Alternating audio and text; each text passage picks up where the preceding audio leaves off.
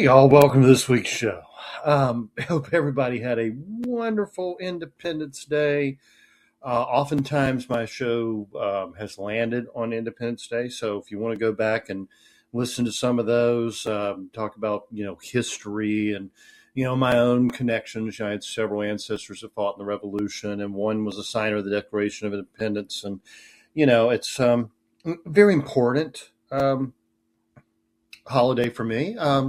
When it comes to secular holidays, um, Memorial Day is obviously extremely meaningful. I mean, I've done almost, I guess, 300 or so of these podcasts. So when I do one a week. So when I started out, it was not a good time for our country. We were right in the middle of COVID, and Biden was in office, and they were essentially taking everybody that dared question the narrative, I'll put it that way, off of social media. I was banned from YouTube. I was banned from Facebook. I was banned from Twitter at that point before Musk bought it and I was able to come back on. I'm still banned from Facebook. I mean, this many years later, I'm still banned from Facebook. Um, I remember that one in particular because I had just spoken with Mr. Haslip and a D-Day veteran who stormed the beaches of Normandy. And I mean, I barely got it. Was my first show. And maybe it was my second. No, I'm sorry. It was my second show. And here I am sitting on the porch trying to do a podcast. And oh man, I barely got through that one. I mean, the stories he told, the things he went through. He was in his 90s at the time. He passed away before the next year came around. I thought maybe it would be good to interview him, and I probably should have. But toward the very end there, it was better that I talked with him and recounted what he said. Oh, what a great man. So things like that will always stand out in my memory when it comes to doing this podcast. Even I don't know if y'all remember what it was like during that period of time. We were being canceled everywhere. I mean, I was literally kicked off of Facebook for saying that the COVID virus probably came from a bioweapons lab. Now, FBI said that's what it is, and everybody agrees to it. I said it. I was literally kicked off of YouTube for making fun of Dr. Fauci. I compared him to yogurt on Spaceballs. Now it turns out he was a liar and a fraud and a very, very, very evil man. He totally covered up the bioweapons labs, the gain of origin. He's a very bad man. Um, but at that time, I remember talking about Mr. Haslip and saying, did he fight for this? I don't think so. And you know, when I said those words, I thought, that's probably the end of this podcast.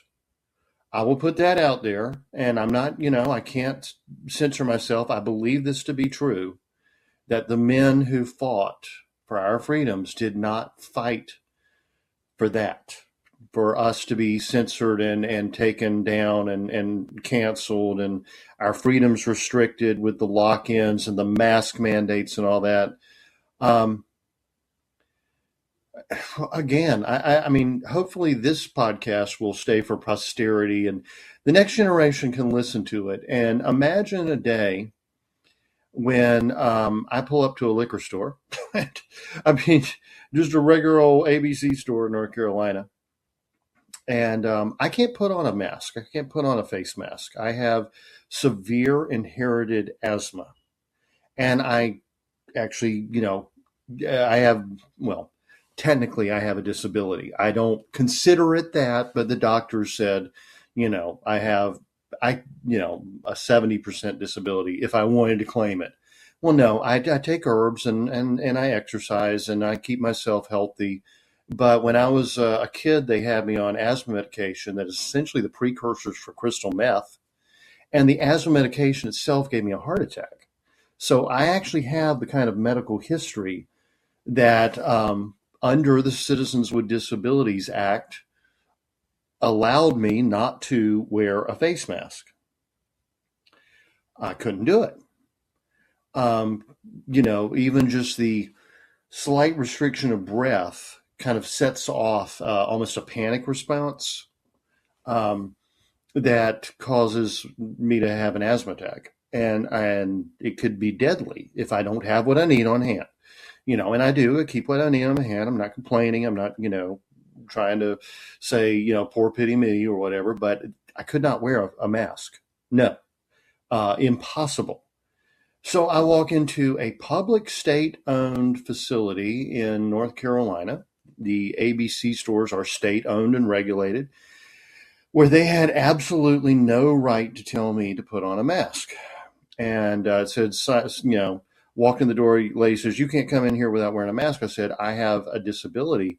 And under the HIPAA Act, you can't even ask me about it. Not only can you not demand that I wear a mask, you don't even have the right to ask me about it. And she said, I will call the police if you come in here without a mask. And I basically said, blank you, walked over, picked up a bottle of bourbon, slapped the money down on the counter and walked out. And literally, if she had called the police, they probably would have arrested me. I mean, that's how crazy things had gotten. And when we think about it, we know those masks didn't work. I mean, I remember making the point at the time. A lady said this on the somewhere, and I repeated it. I said, if your pants don't hold in your farts, a mask was not going to filter out a microscopic virus, a cloth mask. And she's saying, put on a cloth mask or you can't come into this store. Yeah. I mean, I was fed up and I just, told them what I thought and then filed a Citizens with Disability complaint against the store owner. And because it was the Biden administration, it wasn't even heard. It was dismissed.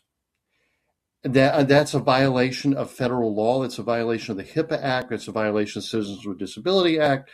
It's a violation of the Civil Rights Act against people with disabilities. I mean, seriously.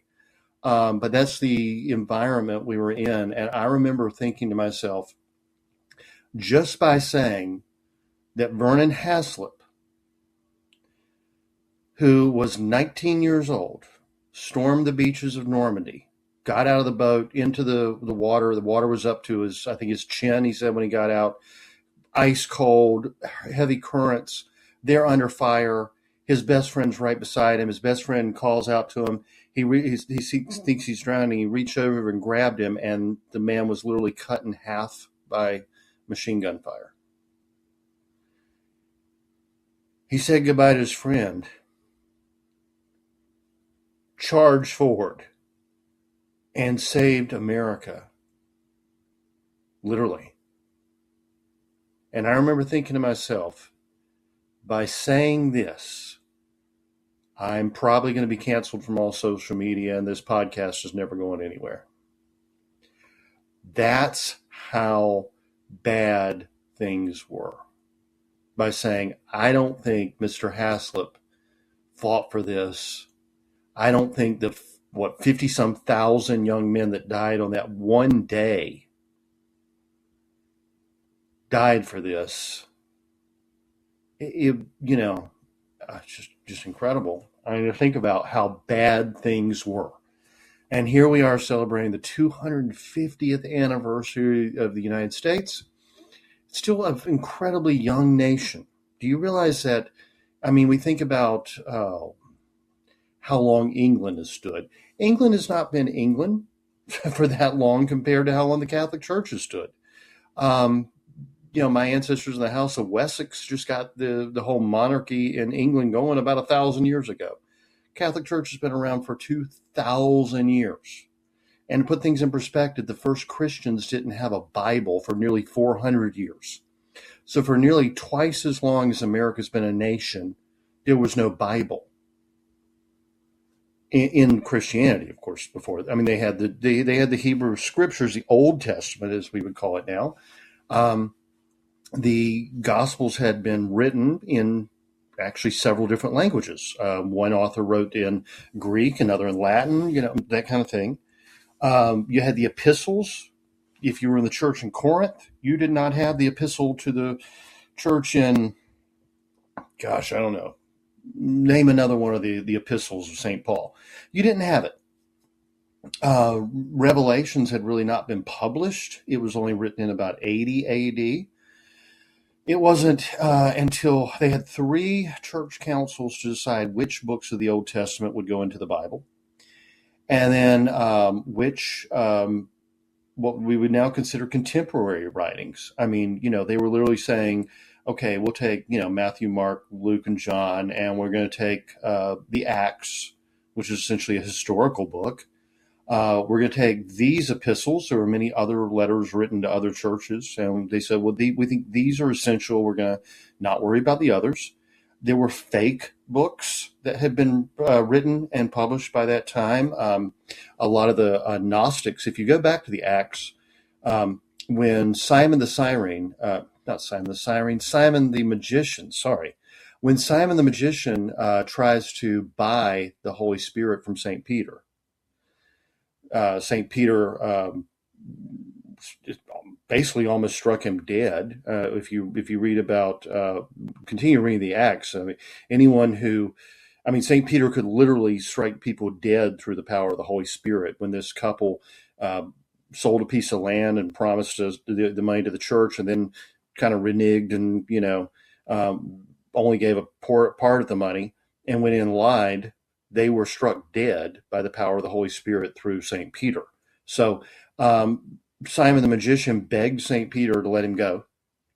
And apparently after that, according to the early Christian historians and actually secular writings as well, Simon the Magician founded his own religion and called himself the Messiah, and essentially counterfeited the Gospels, making himself out to be the Messiah, not Jesus. And that's where Gnosticism, the heresy of Gnosticism, began. And they counterfeited like fake biographies of the life of Jesus, fake Gospels attributed to the apostles. And we're talking in about 100 AD. I mean, we're really, 33, we'll say 40 to 70 AD. You had fake versions of the Gospels and such going around. And so over the next 300 years, there were church councils where they decided which books of the Bible were real and could they prove them. Were they, if the Gospel of Matthew, to whom was it dictated? Okay, he wrote it down. To whom was it given? Okay, and that person could vouch for that person, who could vouch for that person. I mean, they had to go through an extensive process to make sure that even the Gospels themselves were authentic. And, that's what the church did. And anyone who says that the Bible alone, you can have Christianity without the Bible, well, what do you say for the first 400 years of Christianity? And they say you can have the Christianity without the church. Well, without the church, you'd have no Bible. The church gave you that Bible, not only wrote it, but authorized the books, and then commissioned St. Jerome to translate everything into Latin.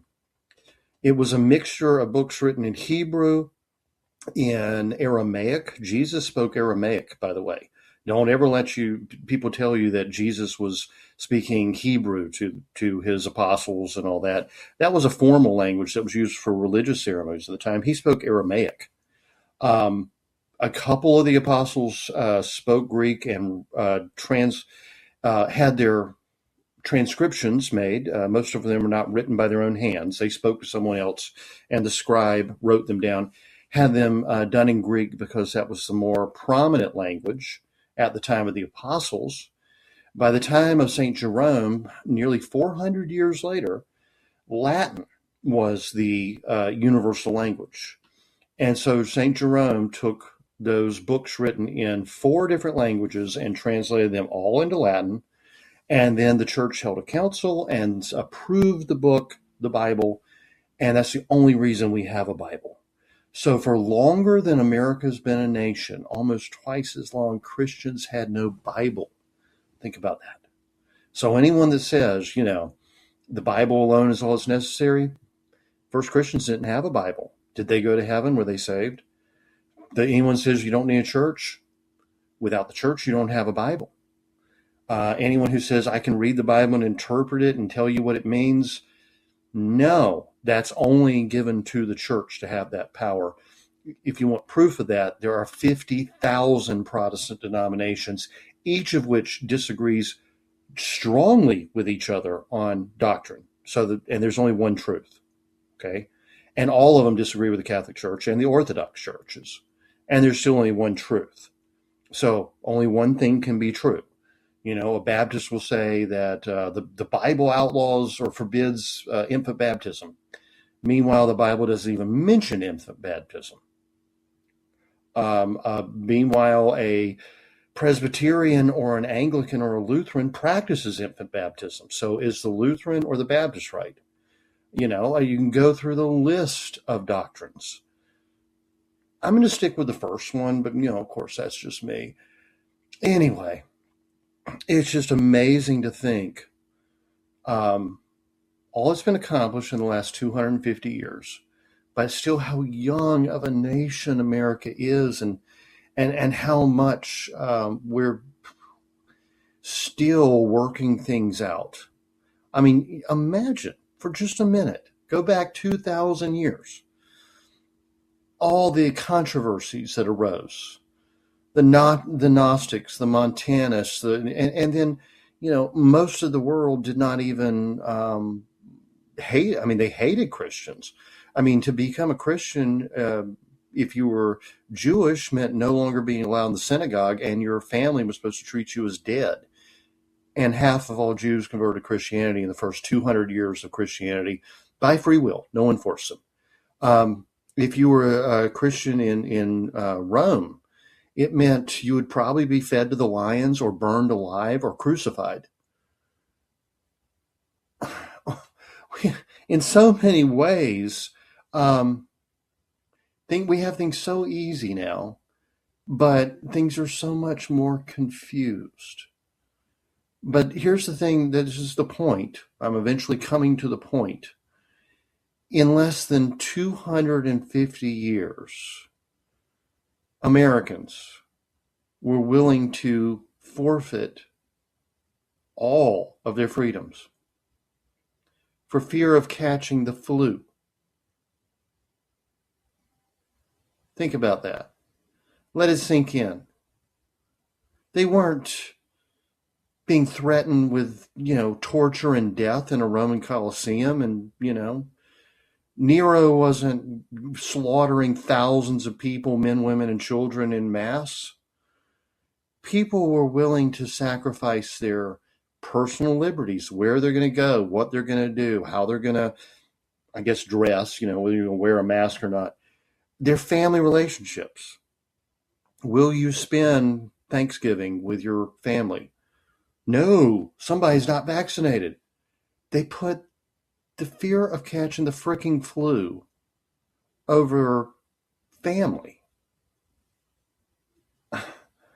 Our political freedoms totally changed the way we voted, doing mail-in ballots and all that. And yeah, I got a lot of questions and issues with that. Trust me. I think that was very purposeful. Their freedom of speech, their freedom of assembly. Our churches were closed. Our public meetings were closed. That's literally freedom of assembly is one of the rights. I mean, freedom of religion, freedom of assembly, these are things our ancestors died for. And for fear of catching the flu, people gave them all up in the blink of an eye. And even beyond that, they gave up their respect, their regard, their care for their neighbor, for their fellow man.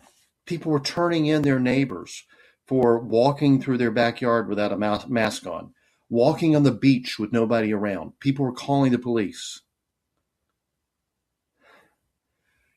I hope with everything in me that COVID era will be remembered as a time of such ridiculous insanity that future generations never, ever again allow such. I mean, people were denied organ transplants because they didn't get a vaccine that didn't work. I mean, at this point in time, can we finally admit that the COVID vaccines didn't work? You could take the COVID vaccine and still get COVID. Therefore, it didn't work. Never mind the fact that a lot of people got sick and died from the vaccine itself, maybe even more than died from the COVID virus. But people were denied kidney transplants, heart transplants, because they wouldn't take a vaccine that hadn't been tested, hadn't been proven, and turns out didn't work. And you had at least half of America saying, if you didn't take that vaccine, you basically need to be put in a concentration camp. This was really seriously scary stuff. And we lived through it. We went through it, and I don't know that most of us really even think anymore how truly evil it was. What is the definition of evil? Evil is malevolence, but it's also stupidity.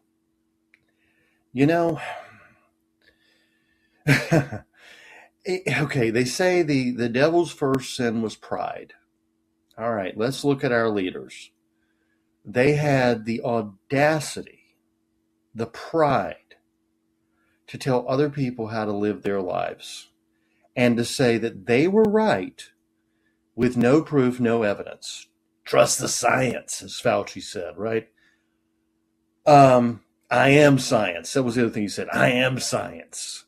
He wasn't science. Science, going back to Francis Bacon, and even before that, but it necessitates having a theory and testing it. And they were saying, you can't test this theory.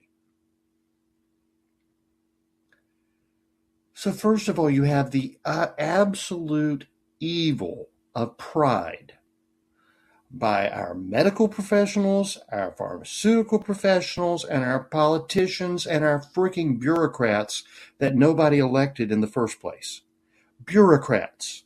Somebody who, just gets hired to do a job and then is a tin-pot dictator over everybody else.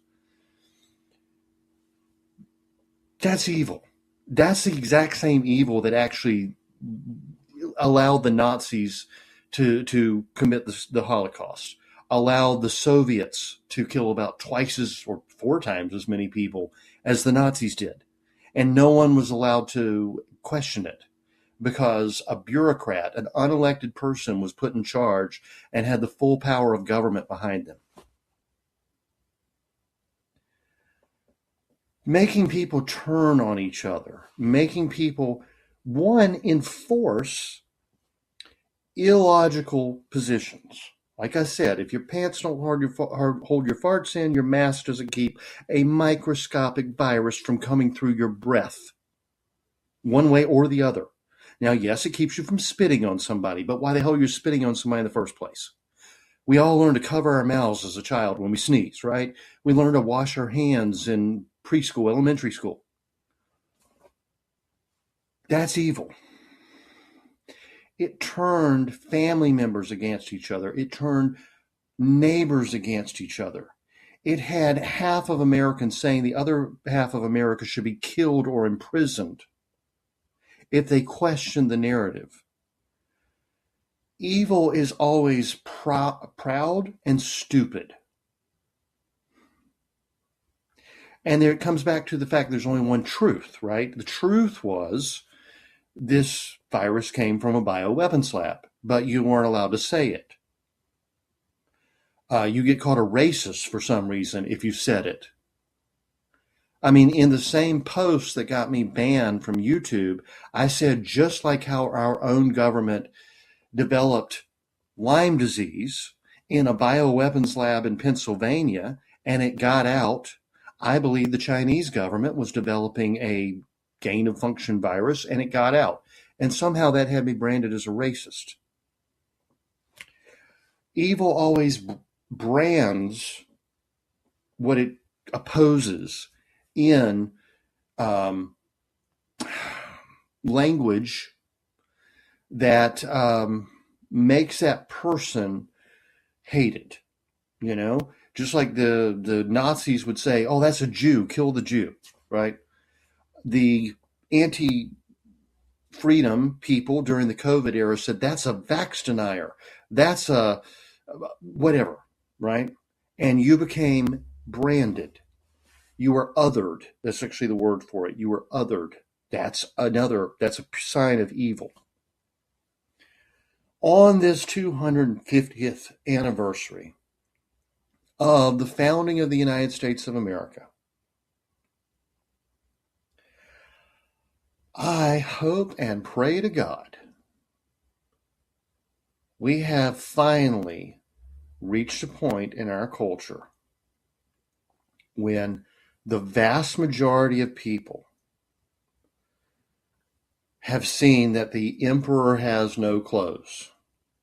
We had a senile, nearly brain-dead president wielding ridiculous amounts of power, never granted to him by the Constitution. We had a babbling moron as a vice president doing the same thing. We had a doddering, sputtering, I should hold my tongue on this one because Nancy Pelosi gives every indication of being an incredibly incompetent person. Let's put it that way. As does Mitch McConnell. And these people were running our government, wielding tremendous amounts of power. People who should have been retired 20 years ago, minimum. We had unelected bureaucrats governing and controlling every aspect of human life, even down to children's birthday parties or Thanksgiving family gatherings, openly violating the Constitution, restricting religious service and public assembly. We had our free speech rights absolutely stripped from us to the point where it's one thing if a private company says, okay, you can't be on YouTube anymore. I had no recourse to that. It's a private company. I say, you know what I say to them. But you had people seizing bank accounts, taking away people's ability to spend money on food and gasoline, restricting interstate commerce, travel. This was purely unconstitutional. And no one stood up or did anything. Where were the courts that protected us? Our entire legal system went along with it. No, they didn't do a single thing to protect us. Where were our politicians, Democrat and Republican, standing up saying, this isn't right, this isn't legal, this is wrong? No, they were nowhere to be found. There wasn't. Who questioned it? Ron Johnson, maybe? Rand Paul? 99% of them went along with it and cheered it on. Democrat and Republican and anybody in between. Where was our experts, our learned professors championing the cause? They were right on board with it. They were the ones encouraging the boot of a heel of oppression to be ground into the face of the American people. Where were our religious leaders? Absentee. For the most part, absentee. I don't remember any prominent religious leader standing up and saying, this is wrong. This is a violation of the laws given to us by God that don't come from man. And that's what the Constitution says. Name one prominent religious figure that did that. Sure, there was a bishop here and there. There was a preacher here and there. There was nobody outspoken and out front. Where was our fifth estate? Isn't that fifth estate? The media. America's supposed to be free because we have a media that tells us what our government's doing. They were on board, actively doing the same thing. Promoting it, enforcing it. Where were our police that were supposed to protect us? They were enforcing unconstitutional laws and mandates that weren't even law. Where were our military? A handful of soldiers said, and Marines and all that, you know what I'm saying. They said, we're not getting the vaccine. They were kicked out. Nobody said a word about it. And the military enforced it more than just about anybody else. Were they fighting for our freedoms? Can we actually count on the military to defend us if there was if we had to have another revolution against a power like we did against England? No. Our military, it will not fight for us. Our police will not protect us. Our elected officials will not represent us. Our religious leaders will not shepherd us. Our neighbors will turn on us in the blink of an eye. And our own family members will, basically condemn us, disown us, turn us in. And that is the truth. And that's, is that what Mr. Hazlitt fought for? No. Is that what Charles Carroll gave everything for? The only Catholic signer of the Declaration of Independence, the only man brave enough to put his address under his name, the richest man in America, essentially funded the American Revolution, he lived to be the longest living signer of the Declaration of Independence, in the course of which he lost everything. His only son died broken, and his family just destroyed. My lineage comes through one of his nephews. Is that what the rest of the signers of the Declaration, nearly each one of whom was killed, hanged, shot, risk in signing that document? No. Is that what a doctor is supposed to do when he signs the Hippocratic Oath of first do no harm? No. Is that what a scientist is supposed to do who says, I am going to test and prove science, theories, to say that this is true and this is false? No. Anyone who wasn't paid off was in on it, or purely cowardly. I mean, we have essentially a generation of children who grew up during that masking era who are socially stunted because they didn't get to see facial expressions to go along with the voices. They are probably going to show autistic tendencies, whether or not they are technically autistic.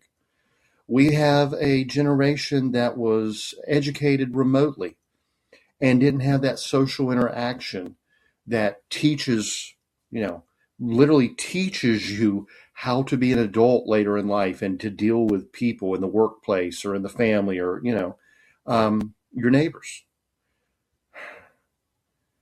We were so betrayed that I would go so far to say that our government and every institution of our society violated every single tenet of the Declaration of Independence and the Bill of Rights of the Constitution.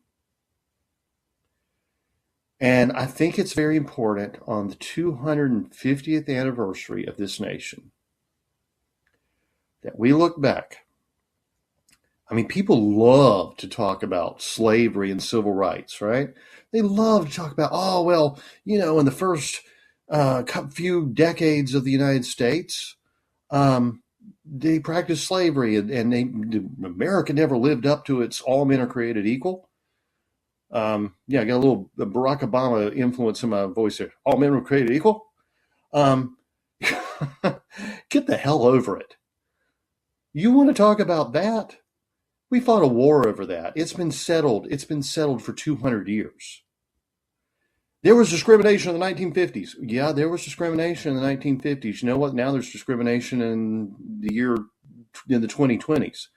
There was discrimination against people who believed in free speech, against people who believed in freedom of assembly, freedom of religion, personal, individual freedoms, medical freedom. Get the hell over it. They shot Martin Luther King. That's horrible. They also killed and imprisoned and destroyed the reputations and took the money, the fortune, the livelihood of many, many people who spoke out against the injustices of the COVID era. I am willing now to just call it even. We can start again. You stop whining and complaining about civil rights and racial injustice and discrimination, and I'll maybe not bring up the things Kamala Harris said during COVID. How's that? We'll give it a trade-off. Or the things the idiot Joe Biden said, or the actual powers of the government turned against the American people, which federal government was pretty much on the side of civil rights during, Kennedy and Johnson and Nixon and when all that was sorted out. Okay. We had the entire federal government turned against us. During the civil rights era, the media was championing civil rights.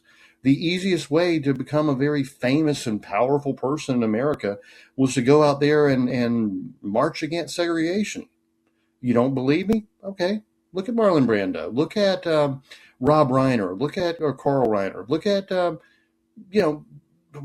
how many, I could sit here for an hour talking about the liberal politicians of the 60s and 70s of all races who became famous for their anti-bigotry standpoint. Great. Hey, I agree with them. I'm totally against bigotry. And then a few decades later, turned on us and became the very bigots they proposed to oppose. Where was Jane Fonda on masking? Where was Jane Fonda on cancel culture?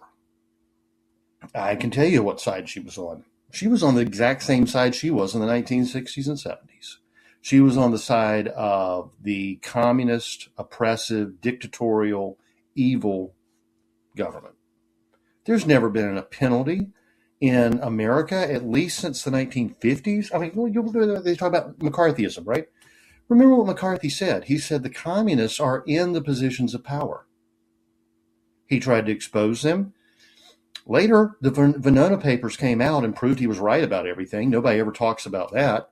But he said the communists were in the positions of power. He didn't say they're a threat and we're trying to keep them out. He said the communists were in the positions of power. And within 5 years, McCarthyism had become a word. It was horrible. If you suspected somebody might be a communist, you were the bad guy. There's never been a penalty for being on the side of the left, for being a liberal, for being a Marxist, for being a communist, for being a socialist in America post the Civil War. And why would I say post the Civil War? Well, because really a lot of it got started, the progressive movement of the 19-teens, 1920s that literally wrote the book for Hitler, literally came up with eugenics, that founded Planned Parenthood to get rid of blacks and Jews and Catholics and everybody that, the English socialist upper class elites didn't like. Before then, even, it was the temperance movement. Temperance movement got going real strong about 1890 or so. And it was purely communist at its core and militant. Carrie Nation was taking a hatchet in and busting places up and threatening people's lives. I mean, frankly, I'd have punched her in the face, but hey, that's just me. People put up with it because they were afraid to speak out against the progressive, liberal, leftist, dictatorial, totalitarian, socialist movement. It's been the same for, this has been the narrative since Woodrow Wilson, a Klansman, a Freemason, a bigot who hated anybody who wasn't a white Anglo-Saxon Protestant, became president. I mean, the very founder of the Liberal Democrat Party was everything they claimed to be against. He was literally, go watch Birth of a Nation. He literally funded a movie showing black people as apes and how the white progressive liberals were going to save everybody. He advocated the outlawing of Catholicism. He wanted to get rid of all blacks, Jews, Catholics, and, brown people and yellow people and whatever. However you want to say it in that politically correct, nice way. And that's the founder of the modern Democrat Party. Should we really be that surprised that 100 years later, what they did with us over COVID? Now, I know half my audience at least are Democrats. And you're probably angry at me right now, but go look at history and see that I'm right. Go look up Woodrow Wilson. He's not the hero you were taught in school. He was a freaking Nazi. Donald Trump, not a Nazi. Woodrow Wilson, Nazi. Okay? FDR, Nazi. Hillary Clinton said that Margaret Sanger was her hero. Margaret Sanger was a eugenicist Nazi. Donald Trump, not a Nazi. Hillary Clinton, Nazi. Look at it with clear eyes. And I beg you, stay a Democrat. Be as liberal as you want to be. Be as progressive as you want. But get that cancer out of your party so we can remove it from our country. Never, ever again should an American citizen be told, you can't come in here into a public state-owned facility that your own tax dollars support. You think about that. If a black person had walked into that liquor store and the person said, get out of here, we don't serve blacks, you'd be really angry about that, wouldn't you? You should. You rightfully should. That person's taxes pay for that facility. That person's taxes pay for that service. They deserve it just as much as anybody of any race, creed, or culture. But I walked in there and I was told, get out of here unless you put on a mask. And I said, I have a documented disability. I can't put on a mask. She said, I'm going to call the police. And a lot of people lost their jobs. People were kicked out of the military and lost their pensions and benefits. People were fired from schools and hospitals. Truck drivers who sit in their trucks alone and pump gas were being forced to wear these masks and take these stupid vaccine mandates and had their bank accounts confiscated. You know what? I started this podcast in it was very much inspired by what was happening at that time. And the reason was people couldn't go get medical care. And the medical care they were getting was the opposite of the Hippocratic Oath. If you didn't get the vaccine, you couldn't go to the doctor for a sore throat. You couldn't go to the doctor if your kid got a head cold. You couldn't go to the doctor if you've broken a finger or a hand. I broke my finger the other day. That's why it comes up. Yes, I'm sitting here with a broken finger. There will be no tune of the week this week. My finger is very broken. You could not go to the doctor. You couldn't go to the dentist if you had a toothache. You had to have a tooth pulled or have a cavity filled. You couldn't go to the eye doctor if something happened to your eye. I mean, that can be very serious. You get an eye infection that thing can actually kill you by getting the infection into your brain if it gets bad enough. If you didn't take the vaccine, they were not going to see you. You couldn't get a heart transplant or a kidney transplant. People were losing custody battles. They were having their kids taken away from them because they didn't want to take a vaccine that was not proven to work and seemed to be pretty dang dangerous. So I thought, people need the resources to be able to handle manageable issues at home remedies. That's all I've ever said. I don't say that I don't give medical advice. I've never once said use herbal medicine and don't use modern medicine. But what I came down to was what it came down to, and what I came up with was if the doctors will no longer treat people, people have to learn to take care of themselves. At that point in time, I had serious misgivings about the COVID vaccines, but they had not been proven to cause cardiac arrest and turbo cancers and who knows what else.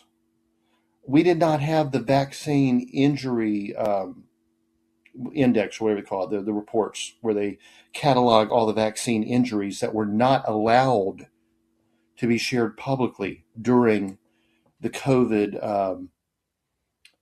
Pandemic's a good word. It means worldwide epidemic, but I'm going to call it pandemic. People are panicking, panicdemic. All reason, all logic, all scientific processes, methods, all law went out the window. And for fear of catching a bad cold, yeah, some people died from it. More people die from the flu every year, honestly. We don't do that over the flu, but we did it over COVID. And I still just shake my head. I got COVID. I was one of the first people probably in North Carolina to get COVID because my neighbor was involved in the military games, and that seems to be how it got into the country. He was a soldier who got it overseas and brought it back to me. And we were out working in the yard together and, being neighbors, and I caught his COVID. I survived. Some people didn't. I understand that. But like I said, more people die of the flu. I still don't understand why. I don't understand why this happened. I can't find a logical reason why Americans, I guess I should say, individuals, well, no, America, because individuals didn't act as individuals. They acted with a herd mentality. And that's exactly what happened. And I guess therein you have your answer. Because where one person may have intelligence and reason, a mob rule always descends into chaos and rioting. And that's essentially what happened.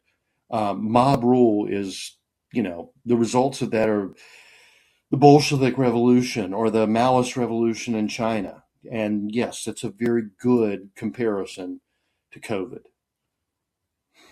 Anyway, it just seemed like a good day to think, kind of recap, kind of step back and think, why did I start the show? Well, I started the show because it was a period of time when people literally could not go to a doctor.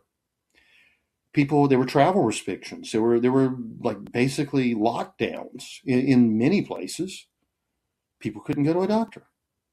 People were sick and had no means of medical care because the doctors that pledged their lives to help people were on the other side. They were hurting people. I lost all faith in the medical industry at that time, and I will call it an industry. It is nothing more than another industry.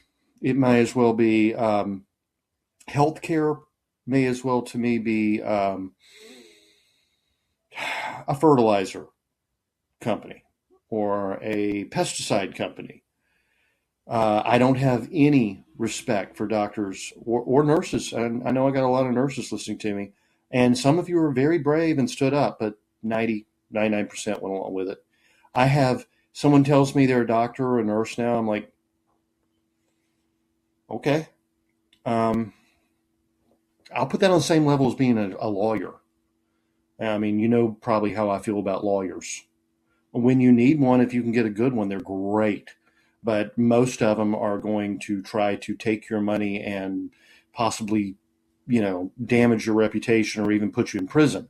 I don't like lawyers, and I pretty much consider doctors and nurses the same way now.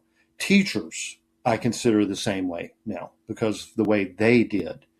And considering our test scores, I mean, more than 50% of kids can't even read, and 75% can't do math. But they keep demanding more money because teachers need money, and apparently they're like some kind of saints. They're not. They're basically institutionalized child abuse. That's what the public education is. It's institutionalized child abuse. And essentially the healthcare profession has become institutionalized medical abuse. You're lucky if, actually one of the leading causes of death in the United States is the combination of medical error, malpractice, and overprescription. Oh, and misdiagnosis. Well, that'd be error. Yeah, okay, there was one other. Oh, abuse. When a doctor or nurse actually tries to hurt a patient, and that happens more often than you may think. I've seen it with my own eyes. That's exactly what I would call, all the deaths in the nursing homes up in New York. That was medical. They killed those people. They literally killed those people. And no one's been held accountable. No one has been held accountable. I mean, you're talking about doctors and nurses who literally put healthy people with terminally ill people, knowing the healthy would catch the disease from the terminally ill and both would die. That is murder. And no one's been held accountable. No one even cares. I mean, there's been no lawsuits. There's been no courts that have heard it. I mean, I guess a few people did try to sue, but the courts threw it out because they're complicit. What's a judge? A judge is a lawyer. What's a good lawyer? The best lawyer is the guy that can lie a little better than the other lawyer. The better liar he is, the more successful lawyer he becomes, and then the best liar then becomes a judge because a lawyer becomes a judge. I mean, this is, I could go on and on and on, and I know for many of you I've gone on quite too far. But I started this podcast, and we're coming up on 300-ish episodes on the 250th anniversary of the United States. And I think it's very appropriate to revisit, why did I start this podcast? It's so you could take control of your own life when control was being taken from you. This podcast has never made me a lot of money. Literally. The hosting fees for the podcast at the end of the month, I'm doing good if I break even or make 20 or 30 bucks. Meanwhile, I put in hours a week. I do a minimum of 3 podcasts a week. Usually a good hour on this one, usually a good hour on my Catholic podcast, usually good 30 minutes to 45 minutes on the Prepper Broadcasting Network, plus interviews on other people's podcasts, the work I've been doing with Steve Cunningham and all that. I put in hours a week on this podcast, and if I make $30 in a month, I think that's about my record. That's been about you're not going to make money doing this. I did not do this for the money. Obviously, if I had it would have been really foolish. I did it because I saw a need. Our freedoms were being taken from us, and then even a prisoner, unless doctors get involved and lawyers, can refuse to eat, right? A prisoner has that last line of freedom that says, I will starve myself to death rather than comply with your wishes. Now, once again, a lawyer and a doctor can get involved, and a judge can get involved, and they can stick an IV in their arm and force feed them. Yeah, again, we kind of see how these things always play out. But even a prisoner has that freedom. In a time when our ability to choose whether or not we would allow something to be put into our bodies, i.e. a vaccine, or put over our mouths, was just being turned on its head, inflicted upon us with dictatorial rule.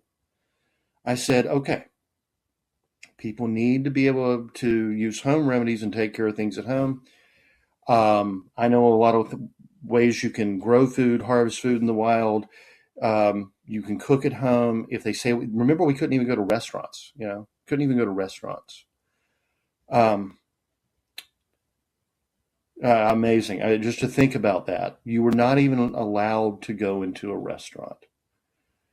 And, oh man, I mean, going to a grocery store for a while we had to order ahead and do curbside pickup. And we would go in, it was like this distancing and spacing. It was just insanity. And even Fauci admitted he just made that crap up. I saw this program at this podcast as a way to give people a little of their freedom back. And I sincerely hope it has been of use to you. It has been beneficial for you in that regard, that you are able to listen to it and think, I can do this.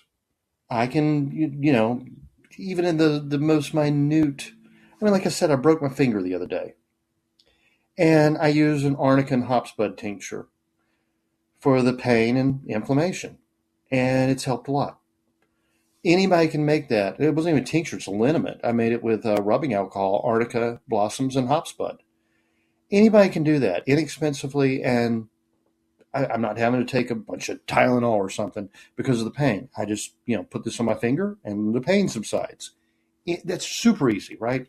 Anybody can do it. I hope I've given you recipes that you think, I can make that. I can make that at home for like $1.25 and eat for, a few meals and save money. And I don't have to worry about going to the grocery store or being shut out of a restaurant again. I hope I've given you inspiration to read, to study, to self-educate, to make your own decisions, and really to take back the freedoms that were given to us by those who literally fought and died for them, that were so swiftly and dramatically taken from us in the blink of an eye over a panic due to basically a bad chest cold. I mean, I remember saying at the time, and it may have been in the first show, it was certainly when the first couple, I said, I've had COVID, I got through it. You don't have to be afraid of this. I had the avian flu a few years before that. It was much worse. I had a version of the swine flu years before that. It was so much worse. It would almost kill me. I mean, I had a fever that spiked, hemorrhagic bleeding from my nose. Really horrible. Nothing like COVID. I hope I've given you a lot to laugh about, um, a true feeling that we're in this together, whether we agree on things or not. I mean, you don't have to agree with me politically or religiously or anything. I still give you my information for free. I've never once charged for it. I do have to charge for books. There's a cost involved in books, and I do have to make a living just like anybody else. But the podcast has always been free. The Substack newsletter, I'm one of the few people that give it away for free. Some people, out of the goodness of their hearts, will do a voluntary subscription. And I think it's wonderful. And whenever they do, I say, hey, what of my books do you want? Yeah, I'll send you free books. I never just take you for granted. But I hope I've given you a feeling like we're in this together. We're going to get through it. While we cannot count on any of the institutions of our society any longer, we can count on each other, and we can, we can have our individual freedoms. We can count on ourselves if we learn and train. It's a matter of preparedness. It's a matter of community, but maybe above all else, like the song by The Who, we won't get fooled again, because, see, that's exactly what happened. If you listen to that song, it's a brilliant song, really.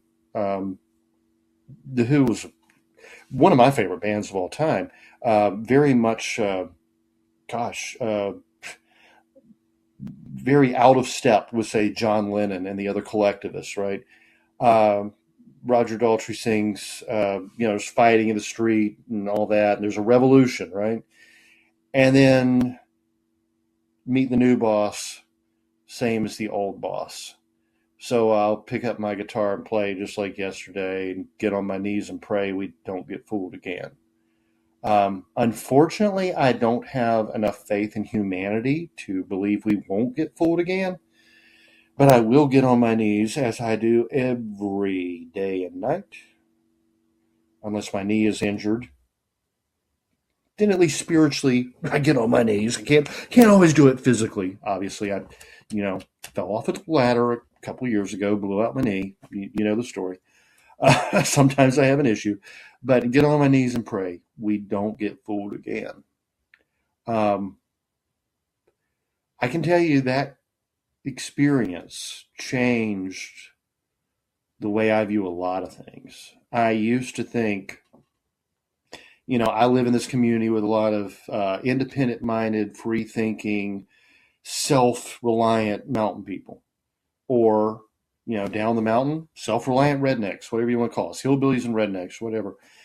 And while we did handle things a lot better than, say, New York and California and Illinois and such as that, that was a rural mountain community where I had that issue with the face mask. People freaked out, and I used to think, if things go bad, my neighbors are deputy sheriffs. My neighbors are veterans. We'll pull together. We'll look out for each other. I learned pretty darn quickly. No, that soldier's going to take orders. That police officer's going to take orders. That fireman's going to take orders. That's what they're trained to do. That, nurse is going to do what she's told to do. That teacher is going to do what she's told to do. The number of people who will think things through and make decisions on their own are far fewer than I ever realized. And those that will defy authority are far fewer. If things were to actually go bad, your cop buddy, your deputy sheriff's buddy, your next door neighbor, like I had, he's going to do exactly what he's told to do. And if that means come confiscate your gun or arrest you or whatever, he's going to do it. Doesn't matter if you're best friends. Your soldier buddies, they will march against civilians in the blink of an eye. We've seen that happen before in the United States. It will happen again in the blink of an eye.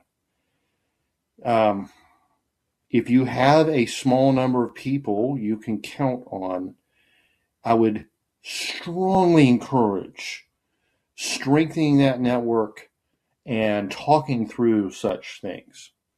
Otherwise, don't be surprised when the power company just comes and cuts your power off, like they did during the hurricanes and such. And you're like, but all my food's going to spoil, and I have a well that runs on electricity. I have to have water. This is life or death. Well, we got issues over here. We got to cut the power. They're going to do it. It doesn't matter if they're your cousin or your brother or your next door neighbor. They're going to do it. You're on your own. So that's that's hard. That's hard to think about. But we also have to remember that the number of Americans who actually supported the cause of liberty in the American Revolution, the patriots as we call them now, were far fewer than 50%. And they were not called patriots at the time. They were called traitors. And their neighbors were turning them in and having them hanged. Their cousins, their mother-in-laws, their father-in-laws, their sons and daughters were turning them in and having them hanged publicly. But that minority, essentially, that stuck together and openly discussed shared ideals and supported each other was able to literally change the world. So, if we have a lesson on the 250th anniversary of the United States, let that be it. Think for yourself, do your own research, network with people you can trust, and test them out to make sure you can trust them. Never just take their words for it. And don't buy into the next panic-demic. Also, don't be stupid. I mean, of course, there could be some horrible disease that we did have to alter our lives over, but COVID was by no means one. COVID was nothing like the yellow fever epidemics of the 1700s or polio in the early 1900s. COVID was just a bad cold. And we still haven't recovered.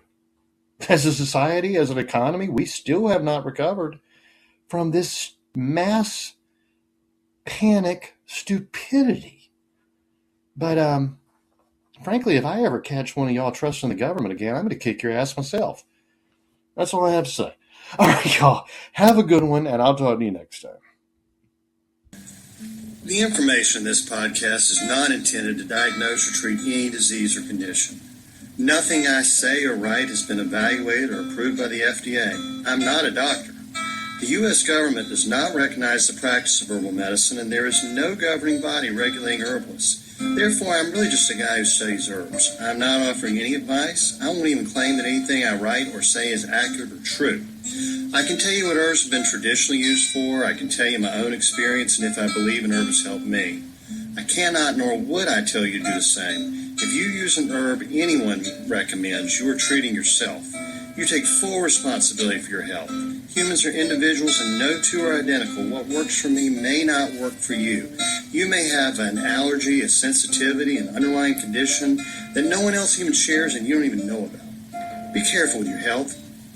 By continuing to listen to my podcast or read my blog, you agree to be responsible for yourself, do your own research, make your own choices, and not to blame me for anything ever.